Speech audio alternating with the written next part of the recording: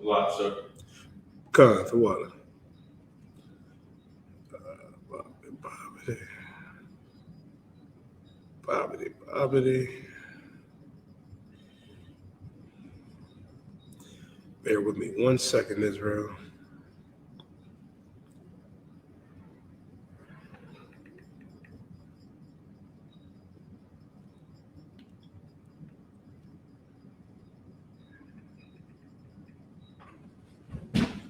Camera's a little crooked. A little bit. All right, let's straighten that out.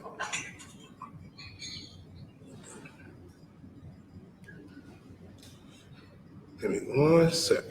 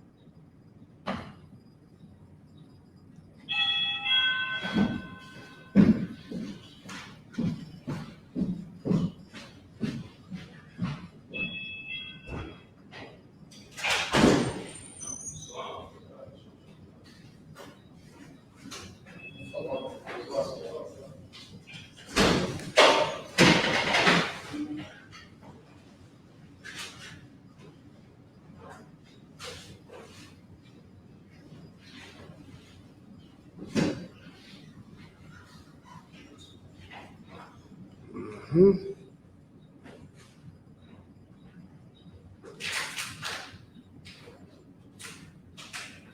Mm-hmm.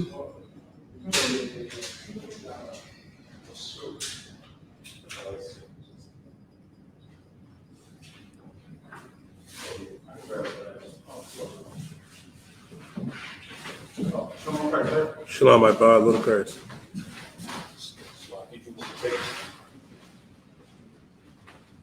Hey, Bob, can you do me one? Yeah, adjust the camera and pass me that phone, Baba Pashar. The phone that's on the my other phone, Baba Pashar. Bear with me 1 second, Israel. You're rocking and rolling in 1 second. Okay. No, I think it's too wide where it is. I did think it was a little crooked. Hold on.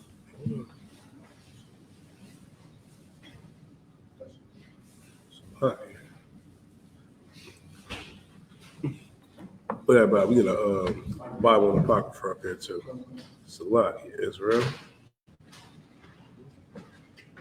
It's a lot here. Put the attendance sheet in the comment section. We'll be able to rock and roll. Hold all your questions, you know what I mean? Well, put your questions in the chat. If you got any questions for Jerome Hyman, put them in the chat. So when he get here, we can rock and roll with him.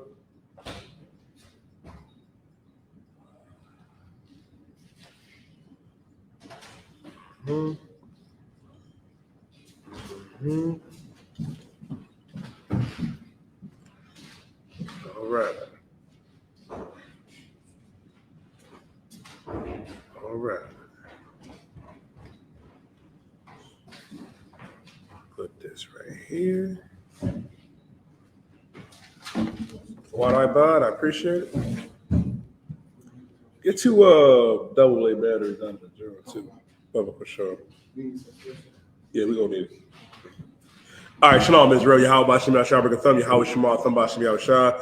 I am priest and officer of 5,000. Yediah holding it down. The 12 Shield General Muhammad gets here. Understand something. Blacks, Latinos, and Native American Indians, understand that now it is time more than ever to come out of the world. Now is the time to come back into this truth, to come back to your identity, to come back to knowing that we are the priests, you know what I mean, and prophets of the Lord. If you are a Black, Latino, and First Nation man, we are the princes of the power. If you're a sister, you're a princess of the power. And we got to understand, man, it's time to separate from America. I read a story earlier today with some yard about the football player Michael Orr. Michael Orr, you know what I mean, was they made a movie about him called The Blind Side. You know what I mean? And this brother, you know what I mean, was supposedly adopted by this Edomite family that rescued him from poverty, like the movie was saying, based off his life. And turns out, right, that this brother is now suing this Edomite family because they didn't really adopt him. He signed what's that term? I think it's a conservationship, some other document that wasn't adoption, to where these Edomites now profited off of the movie and most of his NFL earnings and assets, man, while the brother wasn't making anything. Goes to show you that the white man is the devil, right, that the Bible speaks of, man. And why we got to separate and why we got to understand they're not our friends. The problem is we trust them. Like Michael Orr trusted that Edomite family. You know what I mean? And it turns out he ain't make no money from that film, and they've been profiting off of him through all of his adult life, all of his football career, while the brother wasn't really making anything. Go to show you the oppressor is the devil, man, and why he ain't to be trusted. And the Lord told us not to trust him. As a matter of fact, let me get that precept from y'all. Let me get Ecclesiasticus chapter 12 and verse 10. Oh, God. Ecclesiasticus chapter 12 and verse 10. Mm-hmm. Never trust thine enemy. Never trust thy enemy. What does it mean when the Lord says never trust thy enemy? I mean, we ain't supposed to trust our enemies. And our enemies are these other nations. That's who our enemies are. Like Bill, Bob, Fred, you know what I mean? They are not our friends. They are our enemies. Now, you may look at Bill and think he's a swell guy. You may look at Walt, may look at Jimmy, may look at Sue. You may look at Susan and Gretchen and Olga, think, oh, they're swell people with them, y'all. No, they're not. Your oppressor has always been a wicked bastard. And our God said, never trust thy enemy, because they are our enemies. These heathen nations don't give a damn about us. And that's the problem. They teach you to be so docile and so trustworthy in that church while we're the ones that get run over. We're the ones that get, you know what I mean, bamboozled. We're the ones that are lied to, that are told this lie about peace and prosperity with all different nations, when these nations can't stand us, and our God told us not to trust them. Said, never trust thy enemy. Read. Oh, God. For like as iron rusteth. Meaning iron will eventually rust over time. Read. So is his wickedness. So is his wickedness. Meaning this. Ooh-wee. Meaning so is his wickedness. The oppressor is wicked by nature. He can't help it. Like as iron rusteth, so is his wickedness. He's naughty by nature. Right. Wicked by nature. Evil by nature. He can't help it. Right. He cannot help it. And you think you can get along with him. You think that you can live in peace with him. No, you cannot. That's why our God told us to separate from them. Give me that, Ibad, in Leviticus 20 and verse 26. Because separation is key. Like we think we're going to get somewhere by joining arm in arm with this oppressor. We're not. We're not going to get nowhere with him. We can get nowhere, shalom, our Lord in Christ. And that's what we have to understand. Our God told us that separation was everything, because he did not choose everybody. Oh, and this is what I don't understand, Nathaniel. You ask a Christian, you know what I mean? They talk about, well, you know, he's our father, he's our God. Yeah, Christ was right. He is our father. But did he say he was everybody's father? Or did Christ say he was our father? Lord Christ, Nicole. Let me get Leviticus chapter 20 and verse 26. This book of Leviticus, chapter 20, verse 26. And ye shall be holy unto me. Our God said, you shall be holy unto me. Meaning this, we're supposed to be holy. Holy is not what you think it is. Holy ain't your mama, your auntie that's holy and sanctified. No. You know, y'all know your mothers and aunties. I know my mother sure do. They be in church, I buy with them crazy looking feathered hats on. You know what I mean? Thinking they holy. That ain't holy. Holy, when you look it up, means to be separate, set apart. Right. Your pastor ain't holy neither. I was looking at something on TikTok earlier, man, and your boy in the car was on there tripping. Your boy was on there talking about, you know, you out here trying to deceive the people. You out here trying to talk about the people about Christ. Geno Jennings. Tell you something. That nigga is crazy. And there's a reason why he don't want that at the UPK, why he don't want to debate Captain Zaria, because he'll get exposed. He comes across rational and radical to other soft-ass Christians. But to us, you know what I mean? He ain't no different than Creflo Dollar. He ain't no different than T.D. Snakes, Salakia, T.D. Jakes. He ain't no different than them. He ain't no different than Jesse Jackson and Martin Luther King. He loved the oppressor too. And more importantly, he loves the money he gets, you know what I mean, by making money off of our people, by sending that collection plate around, talking about the compound and all this other nonsense. The nigga from North Philly talking like he from Chattanooga, Mathumya. Goes to show you. And all of that is a persona. All of that is that Southern, you know what I mean? I think Southern poverty, you know what I mean? That Southern Baptist, Southern poverty, where they all talk like that and they try to engage with the people and try to make it seem like that they're this majestical priest and prophet, and they call them apostles. They're not. They've been deceiving our people for far too long. They don't want to teach our people that our God said that Black, Latino, and First Nation man and woman are the Jews of antiquity, and our God told us to separate. Go ahead, Nicole. Right, so I just wonder, like, what their thoughts are. Them and IUIC, they are one. I don't know what their thoughts are about the Alabama brawl, you know, because they supposed to be these so-called holy and saved people, you know. I wonder how they feel about that. I can tell you what IUIC felt about it. You should already know that. Rebellion. Rebellion. The ship captain shouldn't have resisted the white man power.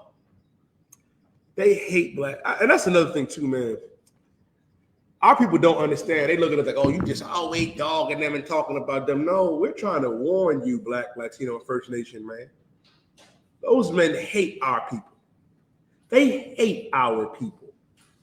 How the hell can you go out here and teach that we're the Jews of antiquity, that we are the true ethnic, biblical Hebrew Israelites, and then you go out there and say that Trayvon Martin should have, you know what I mean, not resisted George Zimmerman? To go out there to Buffalo, New York, when our people are mourning because the oppressor came out there and murdered us in cold blood, and you out there, you know what I mean, telling our people that it's our fault? You hate Blacks and Latinos. This is the one that got me in the car. Talk about we don't give food out. We don't have soup kitchens. We don't give food out to Israel, but you go to Africa and feed Hamites. That tells you where your allegiance is. You don't want to give food away in Philadelphia, New York, or anywhere in the U.S. where our brothers just as needed. You don't want to give food away in Trinidad and Tobago and Puerto Rico and, you know what I mean, in South America, but you want to go to Africa and help them Africans? They're not an Israelite group, man. They're a Hamitic organization. Right. And I ain't even so sure if some of them is even Israelites. Salakia. You know what I mean? Some of that wickedness is a little too much for me, Nicole. It's rough. One of them niggas, that one wicked bastard, I mean, Kanad, niggas called the pocket. Goes to show you, man. And they're no different from your Christian pastors. They're no different from your Muslim mosques. Our God told us that we had to be separate, that we had to separate. I was watching another video. Big shout out to Priest and Officer 5000, Thabawan, a Priest and Officer 1000. Karatazar out there in California, where this Muslim was coming up, and you know what the topic came up was. He was talking about the hadiths, and Thabawan and Karatazar did not let him get away from Muhammad molesting that 6-year-old girl Aisha. They can't get around that. That's why our God said to separate. Alawat Panya. Barak. Yahweh Shem Yahshua Barakatah. Tap it up. Bring it on, Hakim. Most High in Christ. I'm ready to rock. I'm ready to answer your questions on any topic that you have.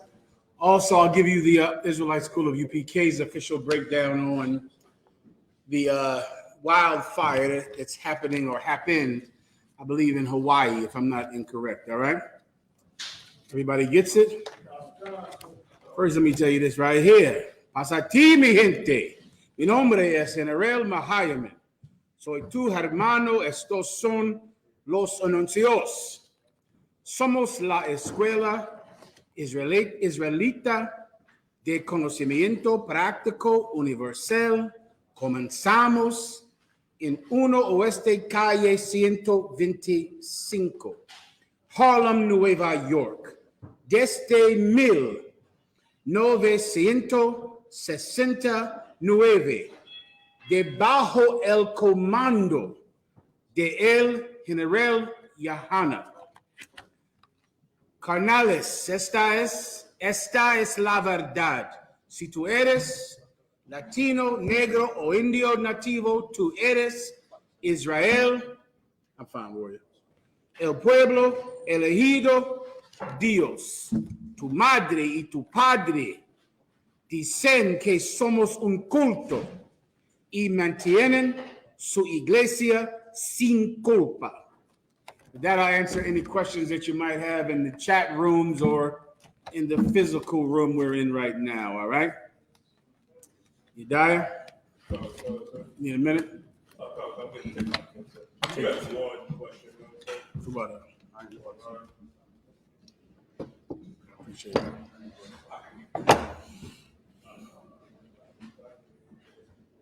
So like you said, brother, also your partner's out of Buffalo or Syracuse. It's like, sir, can I get a breakdown on 2 Maccabees 12 and 43, Buffalo Strong? No problem. Someone read it for the officer, please. 2 Maccabees 12 and 43. This camera high enough right here, Rock? Seems like we need to go down a little, go up a little taste. I'll show you what it looks like. I think it's You can call it out. It's just, I'm just judging it by the, I think it's fine. okay. Come on. 12 and 43. Book of 2 Maccabees, chapter 12, verse 43. Mm-hmm. And when he had made a gathering throughout the company to the sum of 2,000 drachms of silver, he sent it to Jerusalem to offer a sin offering. I better read where we are, right? Where are we? Book of 2 Maccabees, chapter 12, verse 43. 2 Maccabee. Bear with me.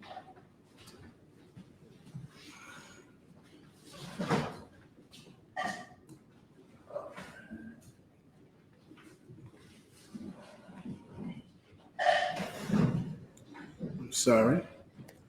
2 Maccabee. Oh, shit. I'm sorry. Where again? 2 Maccabees what? Chapter 12, verse 43. 12 and 43. Let me just catch up with you a taste, all right? Also, I'll answer any questions that anyone has online. Just type them right into the chat room, and we'll get them rocking and rolling, all right? You said 43, right? Okay, go ahead. Start from the top. If the brother has a specific question about this precept, he should let me know, all right? Go ahead. And when he had made a gathering throughout the company to a sum of 2,000 drachms of silver, he sent it to Jerusalem to offer a sin offering, doing therein very well and honestly, in that he was mindful of the resurrection. That's it, sir. I might need a little more context about what his question is about. All right, let me skip above it to see who sent this to Jerusalem. Bear with me. The Mac, I believe this might be, you might have to read it above it for time's sake. I believe it's the family, the Maccabean family, all right, that sent it to Jerusalem. Shalom, sis. The being mindful of the resurrection, of course, is them being mindful of reincarnation. And that they've always known about reincarnation, which is why the woman and her 7 sons said in their speech to the wicked Greek king that sought to kill them, that thou takest our lives, but we shall receive them again. Thou takest our hands and our tongues, but we shall receive them again. They had great courage because of their knowledge of reincarnation. They knew that this life was not their last. And so if that's his question, yes, this is a reincarnation precept. All right. Next.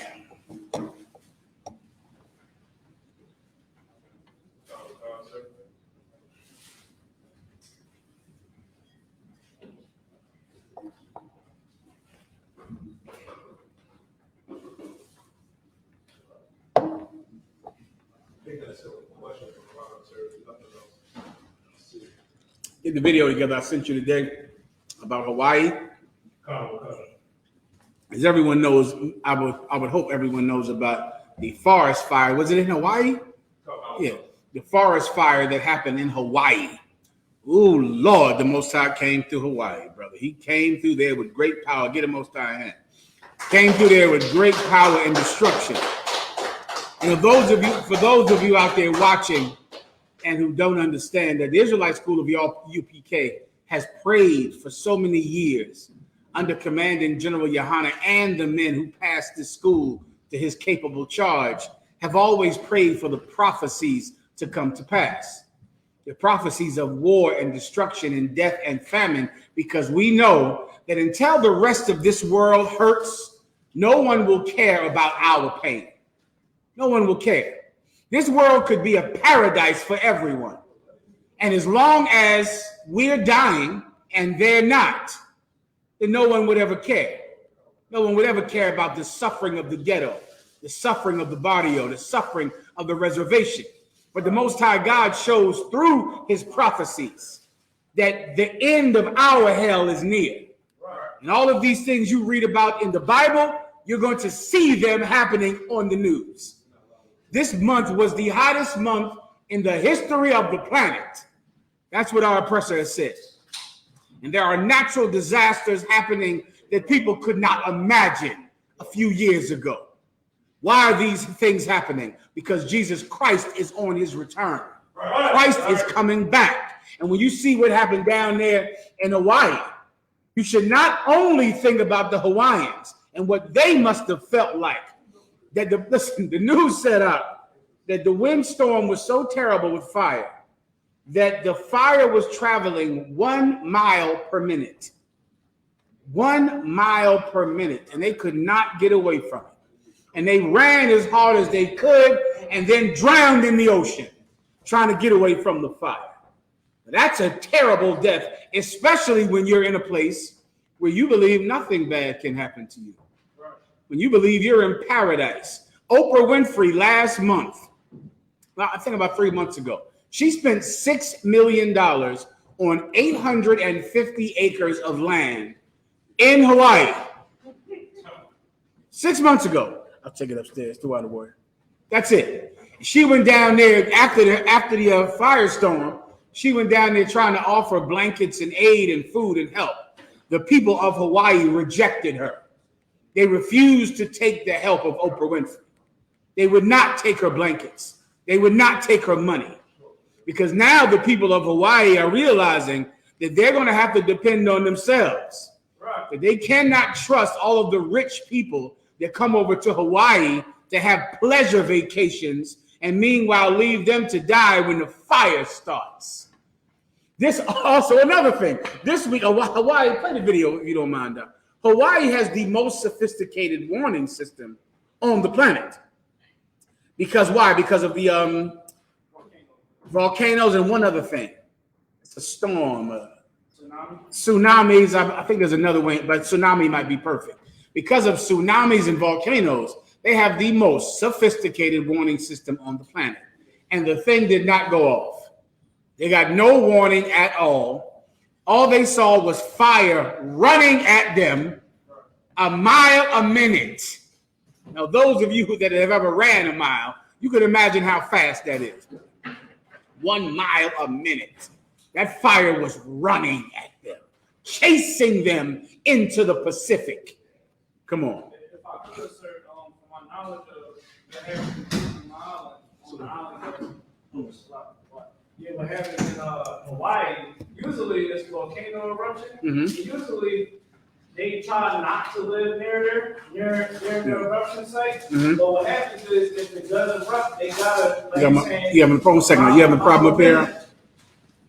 A mile a minute. Mm-hmm. They used to be able to just get in the car and drive off quickly. You know what I mean? Mm-hmm. Not really as being panicked, but now, like you said, with the fire, that thing is something very used to that. Listen, and it has to be a lesson to all of us.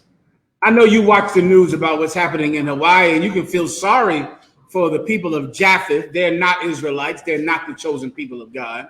But they're also not a nation of people that have been especially cruel to us, especially when you think about how we've been treated by our oppressor and his allies. Right. But they're not our brothers and sisters. And you could feel sorry for them because of the tragedy that they happen, and you can absolutely empathize with them because you would put yourself in their shoes and you can imagine what it must have been like running from the fire into the ocean. But here's what is most profitable for you. Instead of feeling sorry for Hawaii, you should know that you're next. You're next. Hawaii, let me show you something that happened in Hawaii 5 years ago. This is in the exact same state that the firestorm was in. When the brother gets it up on the screen, we'll play it, all right? In the exact same state, they had a terrible scare because their sophisticated warning system said there is a nuclear attack has been launched at Hawaii. Now, remember, Hawaii is right there, close to some allies, close to North Korea, or closer to North Korea than America is. And because of that, they're very worried about nuclear attacks. So their early warning system said that there has been a nuclear attack on Hawaii. Get to shelter, get underground, you're about to die. Brother, they have the video of them scrambling. Some of you, if you can find it on your phone, you might even be able to see where they were sending text messages to their family members, telling their family members that they are about to die. Oh my God, I'm about to die. And the people had minutes to escape. Minutes. They thought that the missiles were launched and they would be here in minutes because that's what the early warning system said. Everyone understands. Brother, you're going to see videos of people lowering their children into sewers, crying. And the babies saying, I don't want to go down there. I don't want to go down there. But for the love of their children, family members and fathers are lowering their children into sewers, hoping they'll be safe from the nuclear blast in the sewer. The one that is so eloquent to me is the one woman just starts to run, and then she realizes she can't get anywhere fast enough. And she stops in the middle of the street and just starts to pray like this. She stops. If the brother has are we ready? Load the video up. Okay. She's on the video right here, brother. And it is so poetic because this woman knew that she could do nothing. It was nowhere to run. There was no time to run anywhere. And where are you going to run to get away from a nuclear missile? And she just stopped and started praying to her God. And then minutes later, it came over their phones, and this has all been a big mistake. That happened 5 years ago, brother. And I'm sure at the time, all of them said, woof, you know, we're in the clear. That could have been bad. But I would hope that they were not fool enough to think that their lives were guaranteed to them. That's what fools do. Right. Fools think, you need me? Oh, go ahead, play it. Make sure everyone in line can see the big screen of it, all right? Go ahead.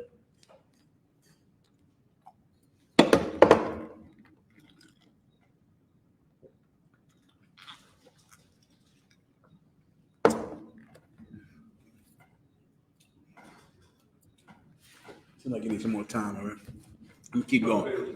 No sweat. We need to get off our phones or something? No. Okay. So once again, we'll just play the video for you when the video comes up. Let me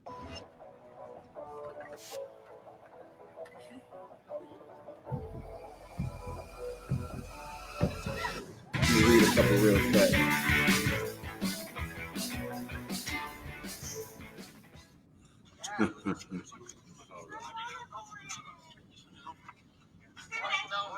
Look at this here.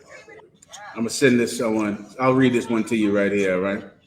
It's okay, slightly. Go ahead.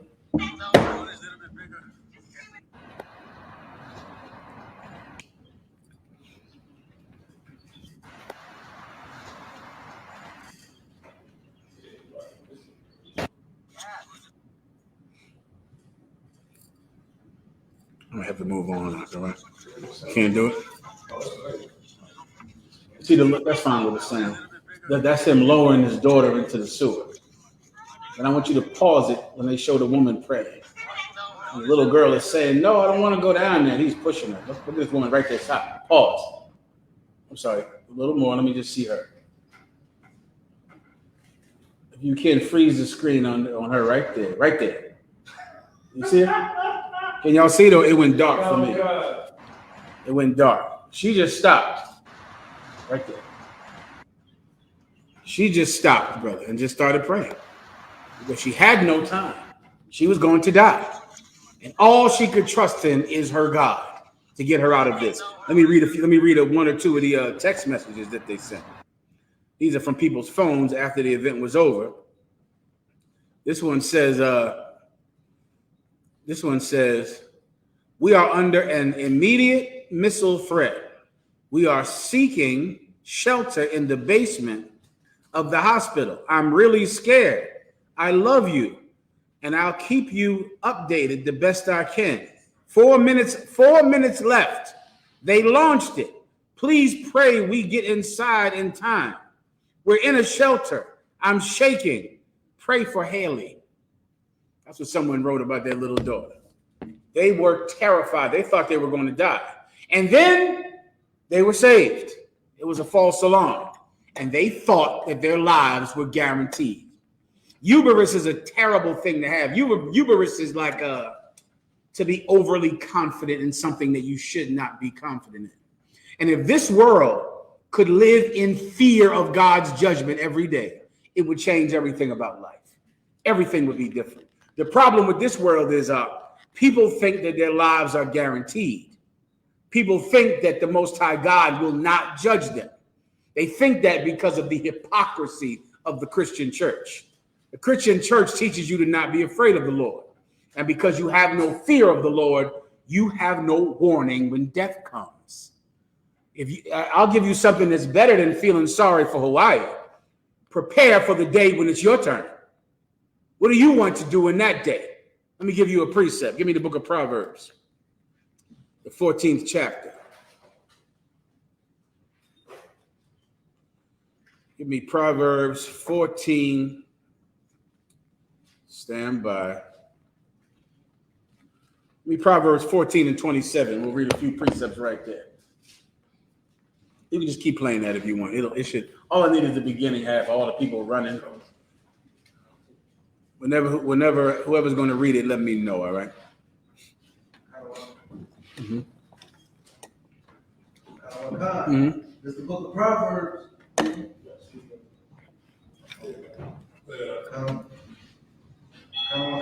the book of Proverbs, chapter 14, verse 27, sir. Mm-hmm. The fear of the Lord is a fountain of life. The Bible says the fear of the Lord is a fountain of life. Think like a fountain that, has water. And because you have this water, you're not going to die. You're going to have your thirst quenched and you'll live because you have this fountain of life. That's what the fear of the Most High God is.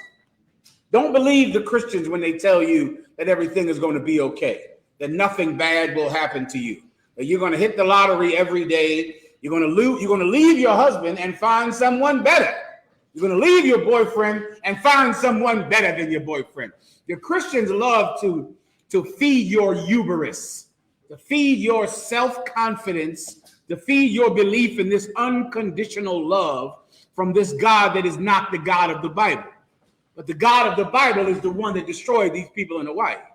That's the God of the Bible. And they thought 5 years ago, when their lives were saved from this imaginary nuclear missile attack, they thought they were safe and they were not. Instead of feeling sorry for them, think about what you'll do when your turn comes, because it's coming. It came to New Orleans back with Hurricane Katrina. And do you understand that natural disasters, brother, are happening at an historical rate? This month was the hottest month in history. There has never been a month this hot. You think this is the last forest fire? Come on. You're silly. You're silly. If you think that these things aren't coming to your neighborhood, to your city, they're coming to your city. Now, do you want to be like the Hawaiians and with a flower necklace around your neck, dancing for white people, never realizing that you better get your life in your own hands? And the only way to have any surety of life is to give the Most High that life you live today. The Most High might not save a drug addict and a weed head and a pill popper and a whore and a pimp, but a promiscuous woman. Give the Most High reason to give you special care, to give you special attention. Give him a reason. Give him a life that's worth saving. Or else why should he just throw you into the Pacific? Why should he have fire chasing you out of your home? Because it is coming to your home. And the news will make you go, oh, look at what's happening in Hawaii. Oh, look at what happened in Hurricane Katrina. Oh, look at what happened over there, and look at what happened over there. People are going to say that about you because it's coming to where you live. And the only way to survive it is to fear the Most High. You must be afraid of him before it happens. You understand? You can't wait until the fire is chasing you into the ocean to now say, oh, Lord, help me. Please, Lord, please. Now it's time to pray. Now it's time to think about the Most High because the fire is chasing you 1 mile per minute. The car. That's why the best way to look at the Most High is like our Father. Yeah, brother, get mad. Yeah. Before. See me one more time, please. Come on. Look at him like Christ is right. Look at him like our Father. Yeah, man. In school, you probably acting up, whatever. At the time, you acting up. You ain't thinking about punishment that's going to come once your father hear about what you had done. So definitely, like you said, had that fear before it happens. You have to. I'll take it to another level if you don't mind. You have to live in fear of God. You just live in it every day. Every day that you wake up, you don't wake up like, I'm waking up every day to seek happiness, which is what a lot of people do because of American and British culture, and French culture. They seek happiness or lust every day. Every day. Some of you, virtually most of you, have had your life has been about a relationship since you were 13. This whole close now. Round about the time you got into girls and had your first girlfriends. Girls round about the time you had your first boyfriend. Your entire life has been about that. Your life has been about chasing girls or chasing boys. In a relationship, out of relationship. How can I get in a relationship? I got to get out of this relationship. Look at what happened to me based on this relationship. Everything in your life is about sex. Everything. You didn't do anything with your life. You didn't do all the things you should have did. You didn't focus on any of those things. You focused on the thing that gave you an orgasm, and you made your entire life about that. That's Christianity. That's it. Where your life is not spent in every day fearing what God might do to me if I don't serve him. You're going to have a profitable life like that, brother. Can you imagine the life you would have lived if you had a time machine? If you could go back and say, well, I'm not going to devote myself to pleasure.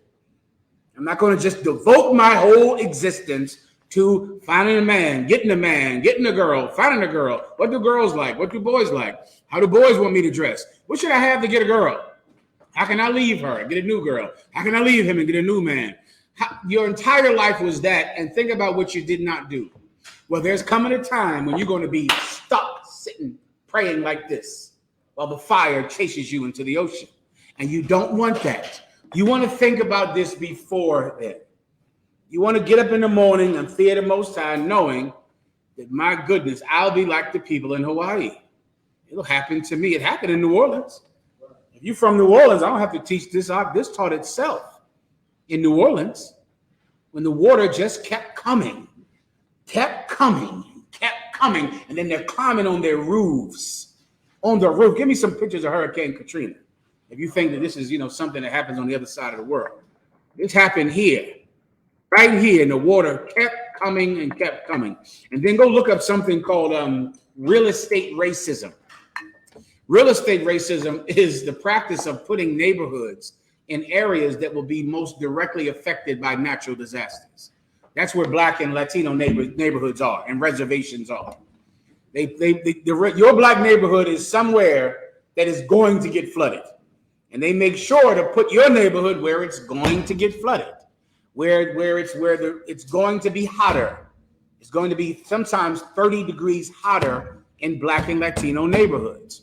They cut down all the trees, and they have the streets and the sidewalks so that you're burning up, and it makes the place a ridiculous heat hazard for dying of heat exhaustion. And this is happening all over the world. And your neighborhood is just perfectly designed and positioned to be affected by a natural disaster. And you can go Google this on your own time. One second. Go back to the precept I asked you about. This is the book of Proverbs, chapter 14, verse 27. The fear of the Lord is a fountain of life. Let me give you the other side. To the people that want life to be good. Damn, don't you want to have a good life, man? Listen, there's things you can do to have a good life. There's things you can do, man, to have an excellent life. The problem is it's different than the way you think it is. You think that the pursuit of happiness is pursuing happiness, is chasing it and finding it, is sucking everything and smoking everything and eating everything and having every experience. In your mind, that is how you develop happiness. Because I get high every day. Because I'm always able to get high all the time. So I'm happy and I'm able to drink all the time. And I'm able to do this and have sex all the time. You think that running for happiness is how you get happiness, when it's totally reversed out. That's running for depression. If you're looking for depression, then you go try to be happy every day. If you're looking for real sadness, you go get up every morning and try to please yourself and try to make yourself happy every day and seek it. And you are going to be clinically depressed. That's where you find it. Come on. So I just found out today about Microphone. All right. So people that are depressed and want to go to drugs, such as weed, they say that weed it helps cure that. All right. So this sister that I have on Facebook, she said that she can't smoke anymore. She said, "Oh my gosh, I can't smoke THC no more. That's what's been causing my stomach pain really bad. This is crazy. The hospital told me that I have a disorder from smoking too much THC. That is something I had to deal with for the rest of my life. This is actually called cannabis hyperemesis syndrome, where pretty much you have stomach pains for the rest of your life because you thought that marijuana was going to help cure that depression." They used to call that withdrawal syndromes back in the day. The withdrawal syndrome. When you need to smoke, let me give you the crazy circle, right? You're smoking weed because you're depressed. And when you don't get weed, you get depressed. So in essence, you'll go and try to smoke weed to cure your depression when the reason that you're depressed is because you don't have any weed. You understand? It's like a circle. And you're going to sit around like, oh, man, I'm so anxious. I'm so this. I'm so nervous. What I need is some drugs to cure this anxiety, to cure this pain I have in my head. The pain you're feeling is you needing a fix. The pain is the addiction. If you stepped into the pain, if you embraced it, if you embraced the pain of going without it, if you didn't run from it, if you didn't hide from it, but you walk straight into the pain that addiction causes, then that pain ends. That is what I'm hoping to teach you today. Or else one day you'll be in a city going, please, God, make the water leave me, make the fire miss me, make the gunshots avoid me. You're going to seek the Most High at the last minute. And for most of you, it's too late then. This is something you have to do today. This is something you have to do every day. What do you have here? Give me some of the people. That's the place underwater. People on the roofs, people on the roof of their houses, people running. Go ahead. Keep reading the precept. To depart from the snares of death. To do what? Depart from the snares of death. Read it from the top. The fear of the Lord is a fountain of life. To depart from the snares of death. That's what happens, man. Fearing the Most High is how you live. You see how that works? Not caring about God and thinking God is going to protect me. And God has me. God knows my heart. Nothing can happen to me. This is going to be a breeze. Everything is okay. That's how you die. That's how the graveyards are filled up to the packed to capacity. That's what happened in Katrina right there. I remember that day. They was out there. First they were playing outside. Can you imagine how tall that water is? Do you even understand? Like that, you understand? That's the roof above their door. So just imagine this door you came in today. And imagine the water going up there to the top of that door.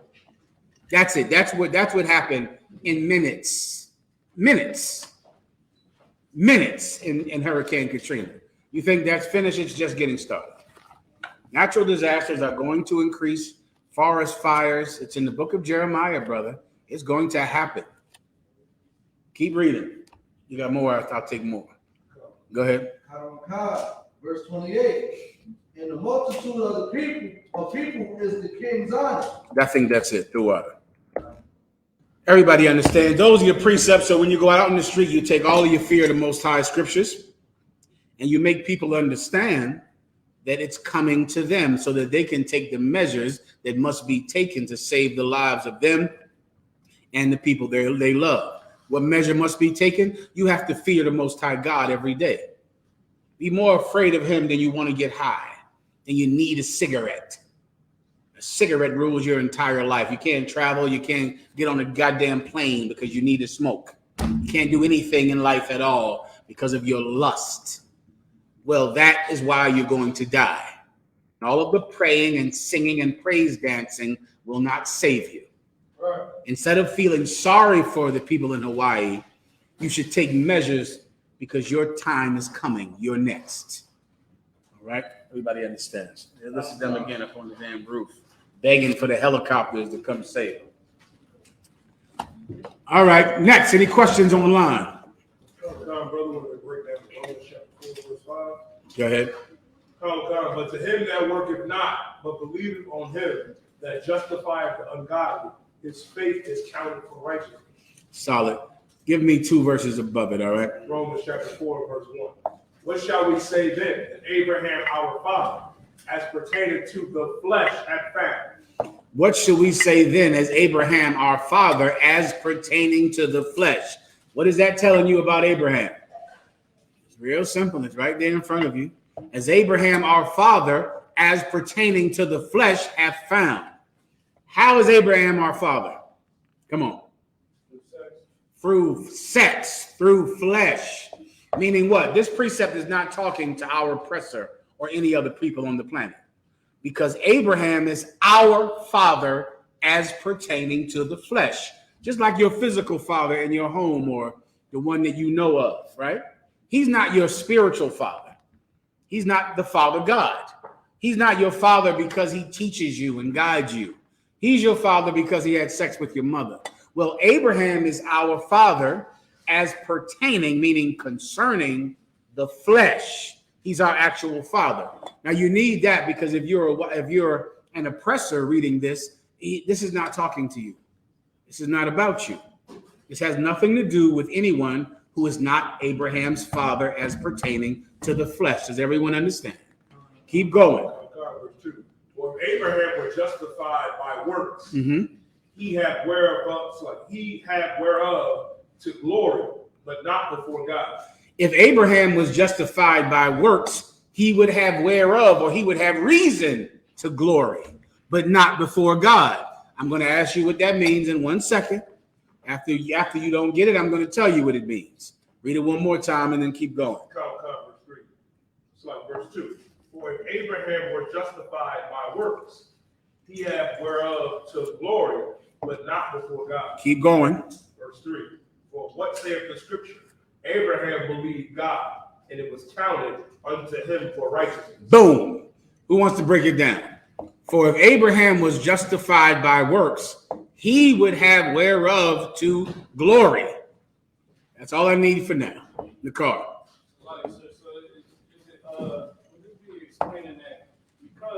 Wait, I want you to first translate it into today's English.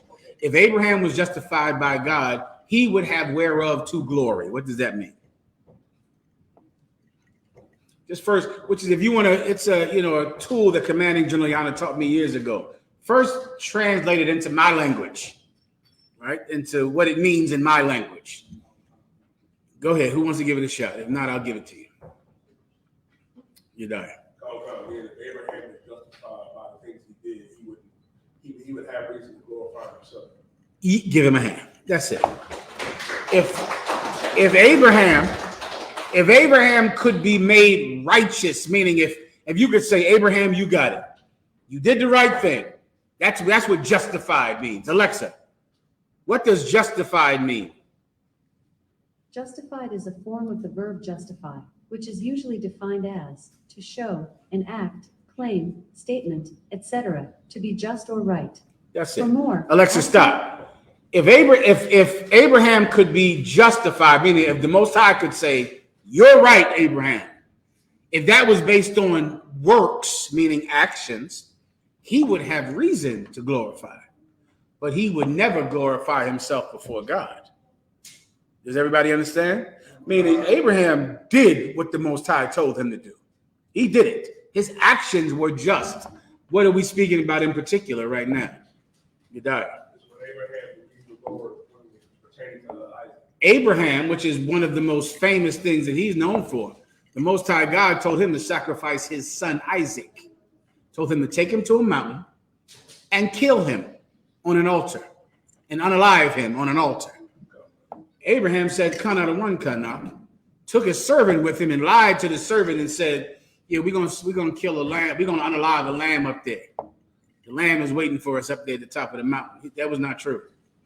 He was going to unalive his own son at the top of that mountain because the Most High told him to do it. Remember that phrase.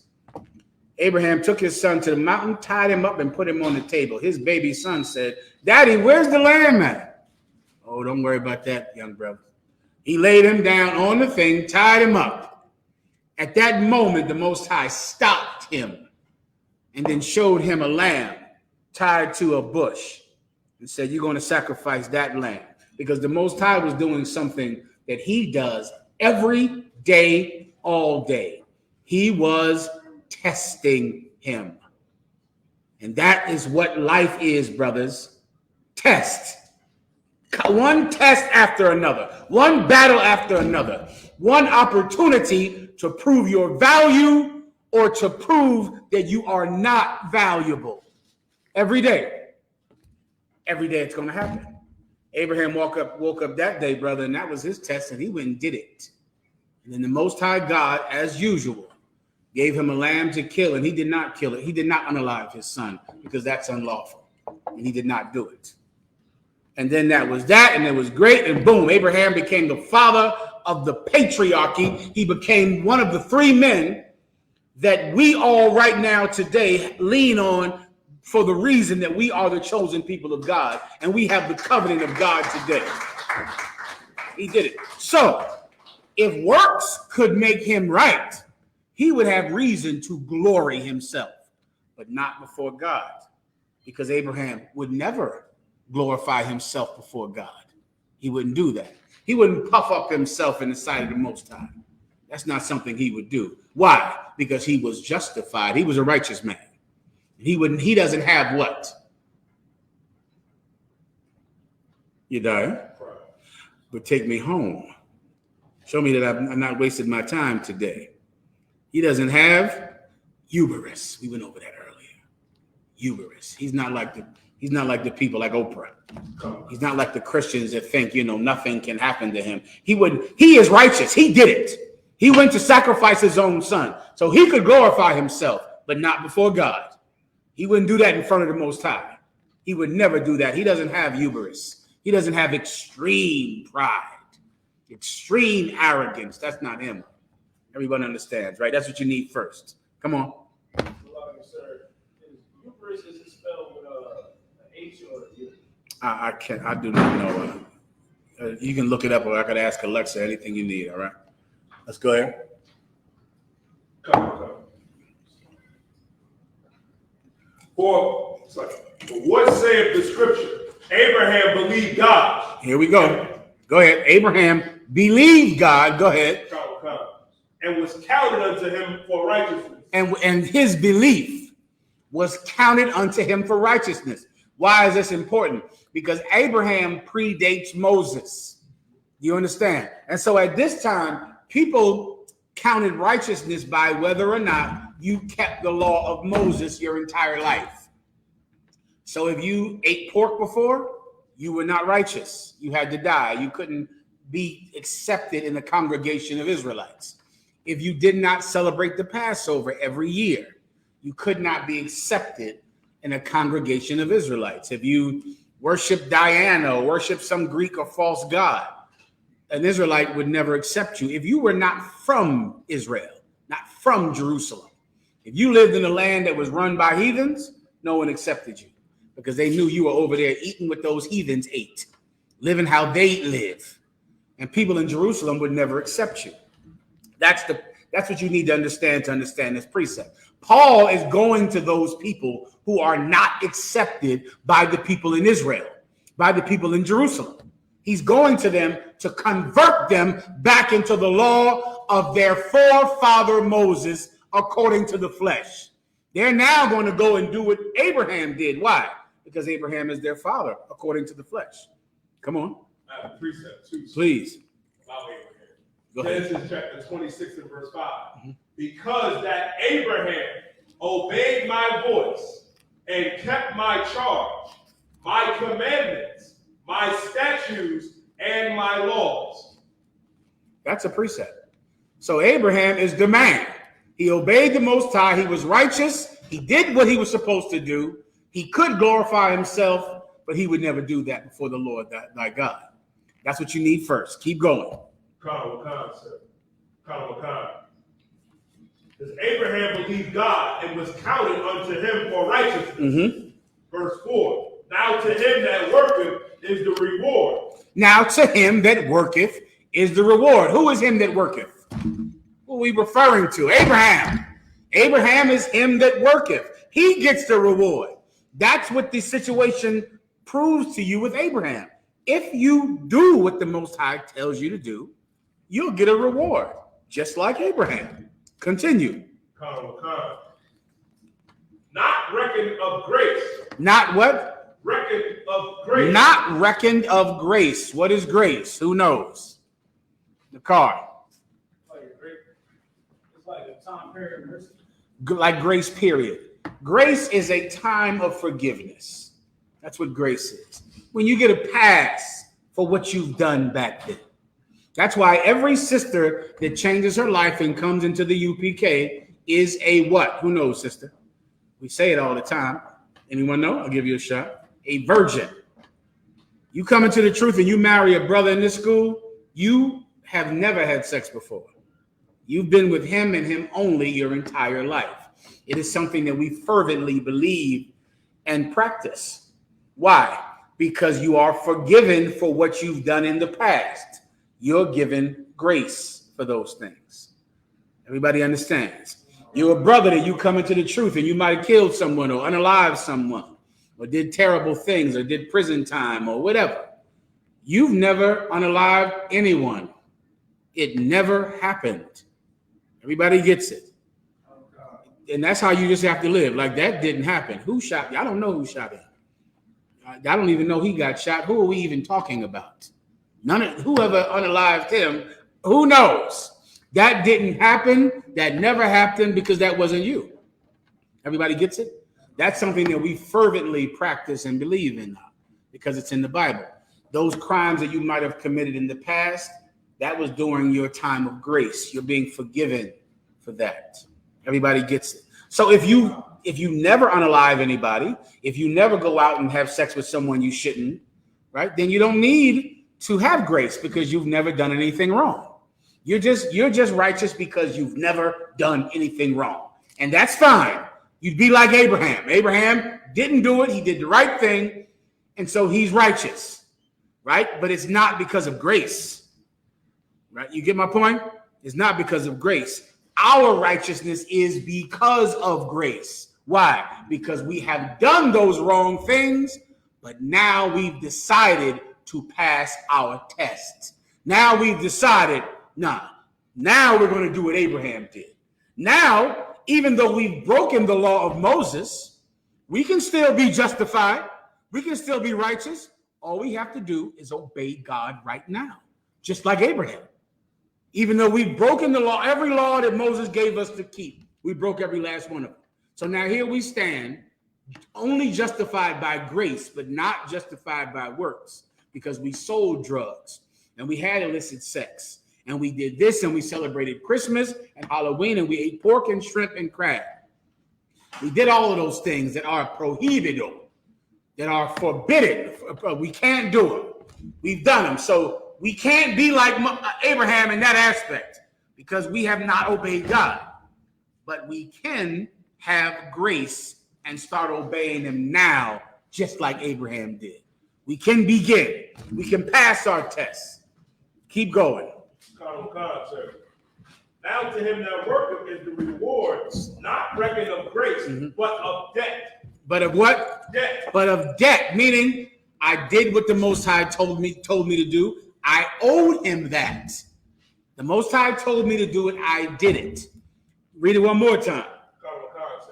Now to him that worketh is the reward, not reckoned of grace, but of debt. Meaning what? If you never have broken any commandments, then your righteousness is not based on grace, but it's based on you paying the debt that you owe to the Most High. Right. The Most High, you owe him your allegiance, you owe him your obedience, and you paid that debt. But it's not based on grace. See, our righteousness is something completely different because we are reformed sinners. We're saints, which is what a saint is in the Bible. A saint is a reformed Israelite, someone who was born of the same flesh as Abraham, same seed as Abraham, Isaac, and Jacob, but have kept none of their traditions and none of their laws, have not done anything that we were supposed to do according to our bloodline. And we decided to change and behave like Abraham. We decided to reform ourselves. So our righteousness is based on grace, not on the debt that every person owes the Most High to obey him. Does everyone get it? Keep going. Romans chapter 4, verse 5. But to him that worketh not. But to him what? But to him that worketh not. Who are him that worketh not? You and I. Because we've broken the law. We have not kept the law. And just so you can get it, it's hard to understand because you go to church. The law is not something that you are forgiven for. That's not how it works. The law is just like the law of the land. You can unalive someone back in 1985. And if they find out you did it today, they don't say, well, you changed your life, brother. Just, don't worry about that. That's not how the law works. If you unalive someone in 1985 and they find out about it, the water, you're going to jail for the rest of your life. No one will care that you found God or you Jesus. That's not how it works, Alec. You go to jail. You go to jail as if they caught you in 1985. And you just get 20 years from the time they caught you. That is how the law of Moses is. The law of Moses doesn't say, well, he ate some pork and ate some shrimp, but he doesn't want to do it anymore. They don't give a damn about that. You die for that. You're unalived for doing that. Everybody gets it. So in your mind, I think you think that the Most High God is like, he put that in the past. He doesn't put that in the past. The law says that you have to hurt, and you're going to hurt for it. So now knowing that you have done it, knowing that it is, you cannot say that I'm righteous because of my deeds. You can't say that if you've ever eaten bacon before. You can't say that if you've ever had a Christmas tree in your house. You can't say that if you've been to church. You can't ever say, well, I'm righteous, because you are not, because you committed crimes that you're supposed to pay for. Is that the type of world you want where no one pays for what they've done? Well, you think the Most High God is any different?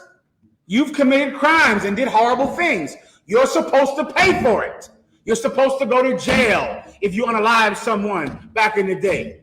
If you're a woman that has been promiscuous, no one is supposed to marry you and treat you like a queen. What in the hell is that concept that people get? That is from the church. It's from the church. You got 3 baby daddies. You're a promiscuous woman. And yet you're supposed to get a new boyfriend and start over. And he acts like, the kids are his, even though they're not. That's some, the kids are his. You never were a promiscuous woman. And somehow you think that that's real. It's not real. You are a promiscuous woman. You're supposed to pay for it. Now, if you don't want to pay for it, then you're going to have to live your life for someone else, because you're supposed to pay for what you've done. You don't get a free pass in the Bible. Now, if you don't want to pay for it, if you don't want to go to jail, if you don't want to be treated like a promiscuous woman, then you're going to have to lose something up. You have to lose something. You'll have to pay one way or the other. If you're not going to pay with your life, then you'll have to pay with your life. Who can understand what I just said? No one. If you don't want to pay, sister, come on. Give her a hand. For what? That was encouraging that you understood that. Yes. I don't want to go to jail for 30 years. So I have to give the Most High 30 years. You understand? I have to give it to him. I have to do what he tells me to do. If you don't want to be treated like a slut, like a promiscuous woman, then you're going to have to give him your life so that you don't have to pay for what you've done. It's a fair trade. It's better than doing this on the side of some street, running up a hill, running from fire or running from water or running from gun violence or running from the COVID-19 virus or running from AIDS. It's better than that. Continue. Colonel McCann, sir. Colonel McCann. His faith is like, but to him that worketh not, but believeth on him that justifieth the ungodly. Boom. That's what you need to cut Christians, young man. Read that part again and listen carefully. This is how you break through the lie about this precept. First of all, what's the lie about this precept? The lie is you serve God by not keeping the commandments. That's what every Christian believes when they hear, but to him that worketh not. They think that means I serve God by not doing what God tells me to do. And of course, there is 1,000 precepts that should be in your law breakdown that tells you that's ridiculous and a lie. And even the Christian in front of you doesn't believe that, because then that would mean to prove Jesus's grace and his love, you would have to molest their children, because there's laws against that. You would have to abuse their children so that grace could abound, so that we could be under grace. You would have to unalive his wife and unalive his kids, because the law says thou shalt not unalive. So Christians believe that by breaking the law, you somehow serve God. But then, of course, the minute that you break into their car, they call the cops on you. I never understood that. I'm stealing your car. Right? I'm stealing this car. This is a nice car and I'm stealing it. Why? Because I'm under grace. So I'm stealing your car. Come on. Sorry, sir. Anytime I ask a Christian what law they can't keep. Can I pause you for 1 second? Can you give me the videos of the people in, I think, Chicago raiding them stores, those young brothers in those masks, getting everything out those stores. These young brothers are under grace. You want to see some grace? I'm going to show you grace right now tonight. I'm going to show you some men under the grace of Hashkala Baba. Under grace. Under grace in the jewelry store, in the Gucci store, under grace. I'll show you that. All right? Come on, please. Anytime I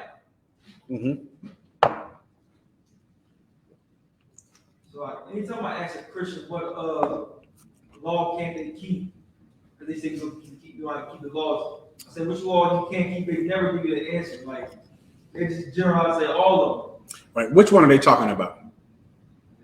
They're talking about one. Which one are they talking about? You know. Warrior right here. Give them, say again. Christians pay tithes. So which law, whenever a Christian says, I can't keep the law, they're only talking about one law. Come on. Another man's wife. Well, they do that, absolutely, but they're not talking about that law. This is how sad this battle is with Christians throughout the years. Because if you battle a Christian that says you can't keep the law, he is not saying that you should hit him in the head with a rock and steal his wallet right then. He's not saying that you should sexually assault women. He's not saying that you should steal. He is talking about one thing, but they can't say it. This is what's in his mind as he's saying, you can't. Oh, he's thinking of something, but most of them can't tell you what they're thinking of. They're only thinking of one law.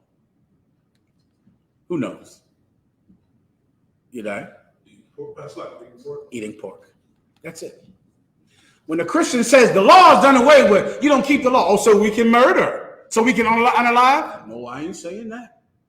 So we can sexually assault women? I ain't saying that. So we can kidnap children? No, I ain't saying that. So we can steal?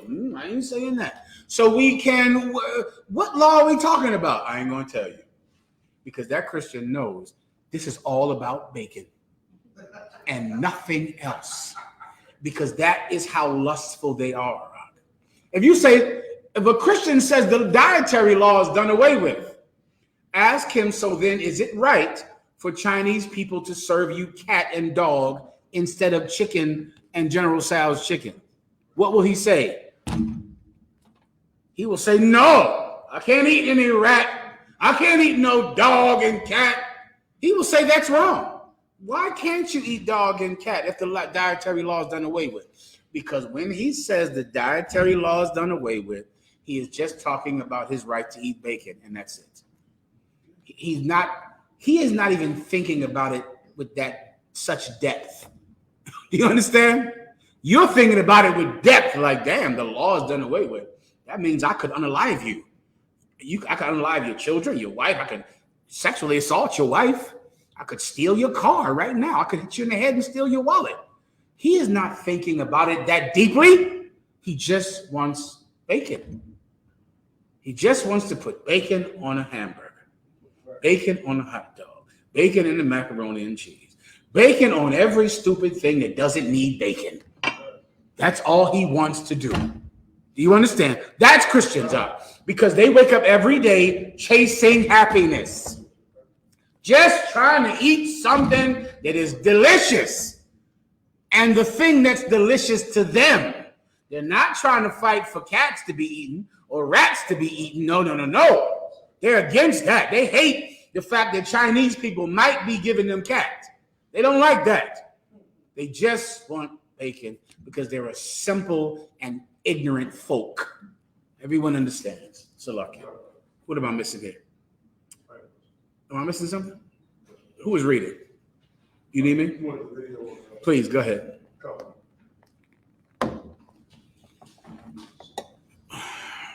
Oh, this is, what was that? What was it called? The question. Did I break down this whole thing that brother asked about? Go ahead. Read the last. Any more questions? I believe so. All right, let me get the question. You get the point out. You need the precepts on it where shall we sin that grace may abide. That last part right there. Read that last part you just read quickly. But believing on him that justifieth the ungodly, his faith is counted for righteousness. That justifieth the ungodly. We are the ungodly. Our faith is counted for righteousness. What is faith? Works. You take him straight to where the Bible says faith without works is dead. Show me your faith without works. I will show you my faith with works. The ungodly, people like you and I who have celebrated Christmas, who have eaten and given up bacon, we've broken the commandments of God. So now we have to have faith. We have to do it now. We haven't done it before. We have to do it now, just like Abraham. Come on. My question is, in the first part, let's say, like, to him that worketh not. Mm-hmm. That's my question. Like, to him that worketh not, what would that mean, sir? To him that has broken the law. We have not worked the law. Okay. We have not done it. Working something is like doing it. We have not done it because the law doesn't have a time limit. Just like that's why I brought up the analogy of unaliving someone. We haven't worked the law because we have broken it. And now we're supposed to pay for it. So we are the ones that worketh it not because we have eaten bacon in the past. Do you understand? Go ahead. So when it says worketh not, it's talking about past tense, right? Yeah, okay. Yes, absolutely. But you want to think about it not like past tense, but like the law doesn't have a past tense. That's the point I'm trying to get you. There is no past tense with the law. There is no statute of limitations on it. You've done it, which means you have to die over it. There is no, well, that happened 20 years ago. Show me that precept. I'm waiting on it, but that's not in the Bible. It's not in the Bible that I did that 10 years ago. I did that 5 years ago. We think that about God because of the church. But if you, give me Deuteronomy 13, fast as you can possibly get it, because I don't have time. Give me whosoever doeth this and have not celebrated in their season. I think it's Deuteronomy 13.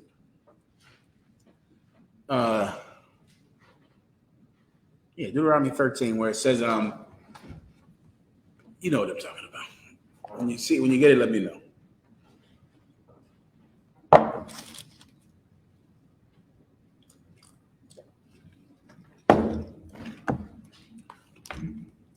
Entice thee to worship another God. Nice and fast. Come on, sir. Go ahead. The book of Deuteronomy, chapter 13, and verse. You need the microphone. Come on. Now, this is the law. Now, just try to let go of what's in your mind about God, like he doesn't care about it because it happened 5 years ago, or happened 2 years ago, or happened 20 years ago. Go ahead. Deuteronomy, chapter 13, verse 6. If thy brother, the son of thy mother. Someone else give me the Passover. If thou shalt not observe the Passover in its proper time, or some word like that. Keep going. Or thy daughter. Or if thy what? Say it again. If thy brother, the son of thy mother, or thy son, or thy daughter, or the wife of thy bosom, or thy friend, which is of thine own soul, entice thee secretly, saying, let us go and serve other gods, which thou hast not known. So now, your mother, your brother, your family member, someone you love, they tell you, let's serve other gods who we have not known.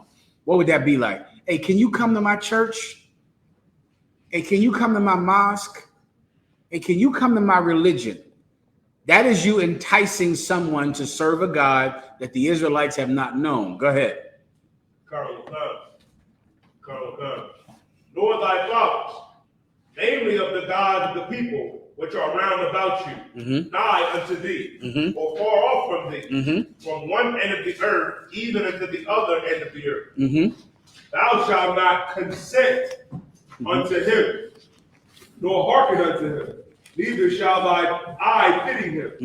Neither shalt thou spare, neither shalt thou conceal him. But thou shalt surely kill him. You have to kill the person that tried to get you to go to their church. You have to unalive them. And you got to do it first. Keep reading. Come. Thy hand shall be first upon him. You have to be the first one to strike him. Keep going. Come. To put him to death. To do what? To put him to death. So give me the time restriction. Give me the part that says, don't do it if it happened last year. Don't do it if it happened 20 years ago. That's not in there. Does everybody get it? If you've done this, that is what the law says has to happen to you. It's right here. Who has the Passover one? Nice and loud. Give him the microphone. So God, this is the book of Numbers, the 9, verse 13. But the man that is clean and is not in a journey, and forbear to keep the Passover, even that same soul shall be cut off from among his people. If you have not kept the Passover, you have to get away from every Israelite. You're not part of us anymore if you don't keep the Passover.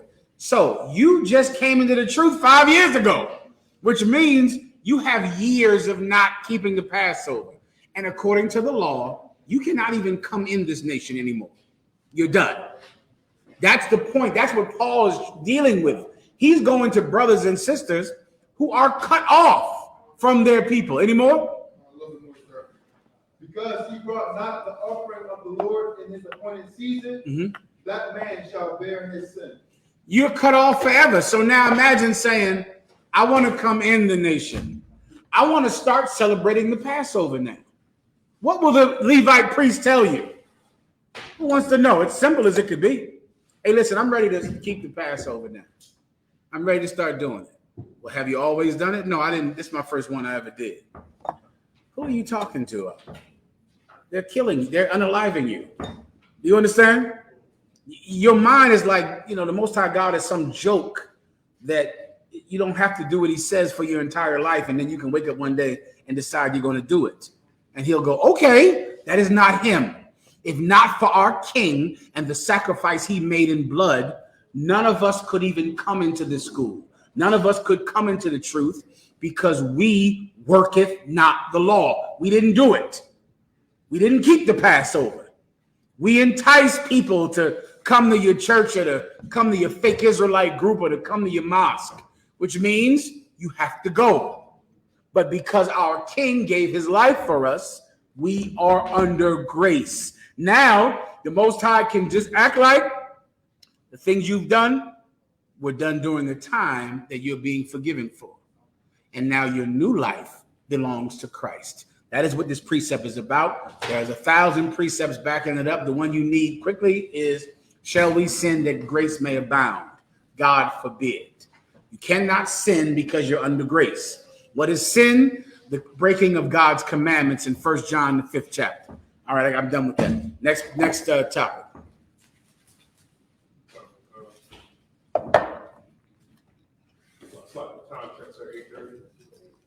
Try to get some more questions in fast as we can. Can we go up? You done? Solid. Good. Let's keep going with the question. Someone else found out if we can go upstairs. Give me the next questions. One brother said, so young brother asked, so when Christ comes back, what are we supposed to do? When he comes back, it's too late to start doing the goddamn thing. When he comes back, you're going to die. You're supposed to melt when Christ comes back. When Christ comes back, you defecate on yourself, urinate on yourself, and let your eyes burn out of your head and your tongue out of your mouth. When Christ comes back, you get unalived. Does everybody get it? The question that you should ask is, what do I do before Christ comes back? Then that's the time to do something. And when he comes back, nothing, die, unalive. That's all. You just melt like a candle on a windowsill. That's all you're going to do when Christ returns. Now, before he comes back, what should you do? You get in class. You get in class. You learn to keep the commandments of the Most High God. You learn to serve our King, Yahushua Christ, with all of the zeal of a warrior. You learn to be the righteousness that this world doesn't have. You learn to be the example that children don't have. You learn to be the leader that women have been waiting for. That's what you learn to do. You do that before Christ comes back. And then with much grace, he will forgive you for what you've done in the past. Does everyone understand? With that, pass the class over to the officer.